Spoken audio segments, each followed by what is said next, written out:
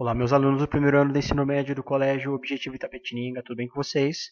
Agora é a nossa videoaula de resolução de exercícios, lá do módulo 6, ok?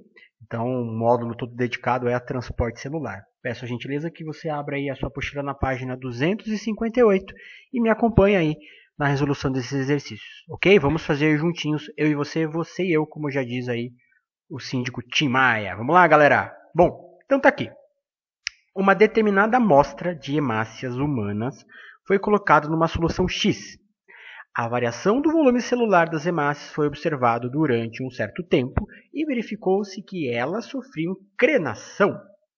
Assinale o gráfico que indica o que ocorreu com o volume celular das hemácias após serem colocadas na solução X, justificando a sua resposta, certo? Bom, vamos lá, pessoal, é um exercício de análise de gráfico.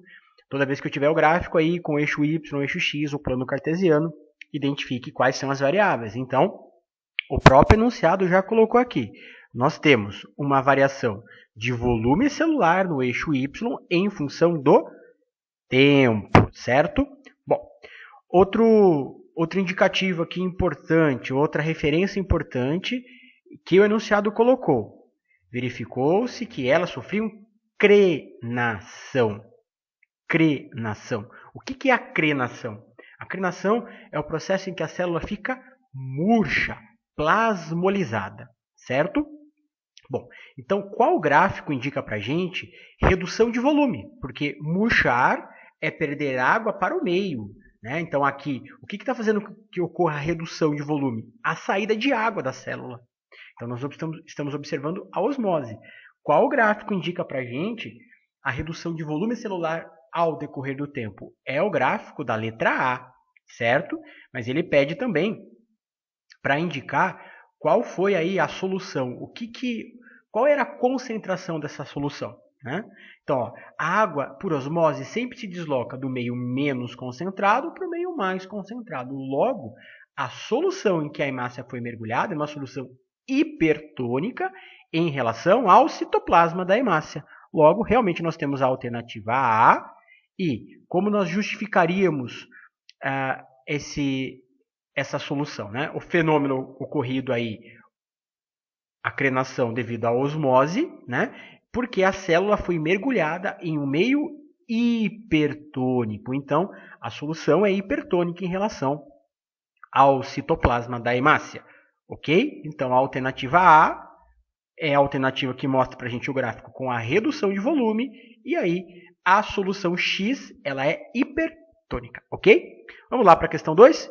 Gente do céu, questão 2 da FUVEST, clássica, né? Essa questão ela nunca fica antiga, o vestibular cobra isso até hoje desse jeitinho aí, né? Lembra que eu falei lá na videoaula da teoria, aquela imagem das hemácias sendo utilizada como enunciado de questão de vestibular. Pois bem, estamos aqui diante exatamente de uma questão assim. Nas figuras abaixo estão esquematizadas células animais imersas em soluções salinas de concentrações diferentes. O sentido da seta indica o movimento da água para dentro ou para fora. E as espessuras das setas, perceba que a seta tem seta mais fininha e seta mais grossa, né? Indica o volume relativo de água que atravessa a membrana plasmática. Ok? Então vamos lá. A ordem correta das figuras, de acordo com a concentração crescente das soluções em que as células foram imersas. Gente, então ele quer em ordem crescente. Ele quer do hipotônico até chegarmos ao hipertônico, certo? Tranquilos? Então, ele quer em ordem crescente, do menos concentrado para o mais concentrado. Gente, então nós temos que identificar o menos concentrado. A solução menos concentrada é a solução hipotônica. Qual das imagens mostra para a gente uma solução hipotônica? Vamos lembrar da osmose? A água sempre se desloca do meio menos concentrado para o meio mais concentrado. Então aqui, olha a água entrando na célula do menos concentrado para o mais concentrado. Lembra que a célula fica túrgida? E se a água continuar entrando aqui, ocorre a lise osmótica? Então, aqui é o menos concentrado, ok? Então, tem que começar, a alternativa correta tem que começar pelo número 3, porque aqui nós temos uma solução hipotônica, e ele quer em ordem crescente, do hipotônico, passando pelo iso, até chegarmos ao hiper. Bom, do hipotônico, nós temos que identificar agora a situação isotônica, de concentrações iguais. Em concentrações iguais, a quantidade de água que entra na célula é igual à quantidade de água que sai. Então, aqui, ó, olha a situação 1. 3, hipotônico, a solução, e aqui a solução 1, isotônica. Ok? Bom, passando do isotônico, agora nós vamos aumentar mais a concentração da solução e vamos lá para a situação 2. O que nós temos na situação 2 aqui? Ó? Lembra que a água sempre se desloca do meio hipotônico para o meio hipertônico? Ó, olha aqui, olha a água se deslocando do citoplasma, que está hipotônico, em relação à solução hipertônica. Então aqui, respectivamente, ficaríamos 3, 1, 2. Então, ó, hipotônico, isotônico e, por último aqui, a situação hipertônica, ok? A alternativa correta, portanto, letra C, de casa, ok? Bom, vamos lá para a questão 3, nossa última questão aqui, ok? A figura ilustra a organização molecular de uma membrana plasmática. Os números 1, 2 e 3 indicam seus principais componentes. Galera, nós temos um problema no enunciado da questão. Perceba que nós não temos aqui nenhum indicativo do número 1, 2 e 3.